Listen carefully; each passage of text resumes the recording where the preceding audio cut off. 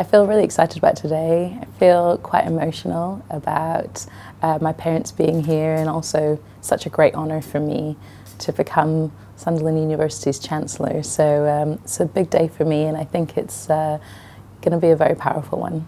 I want to be Chancellor because I really feel that the ethos of Sunderland University's approach to education really aligns with how I feel about education and improving access, and really trying to reach a stage of equality where everyone can really become who they're truly meant to be. Education's been a big part of my life, and both my parents were first in their families to go to university.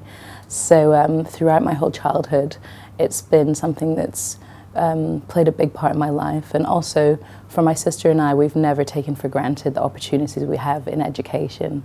So it feels like a very natural fit, and you know, having been born in Sunderland as well, I really can't wait to get started and hopefully use my platform to spread the message of what's being done here. It's really lovely to be back in Sunderland. I mean, it's literally been, many years since I've been here.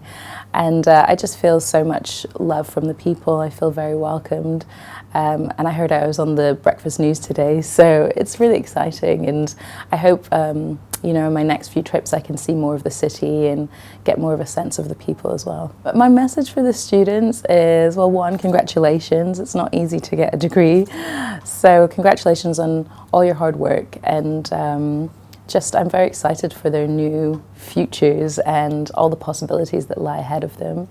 You know, sometimes leaving university is quite daunting because you're going out into the real world now without schedules or timetables, but I think for them I just encourage them to embrace the freedom and remember everything they've learned here is still within them, and they're powerful beings, and I just look forward to the new world they will create.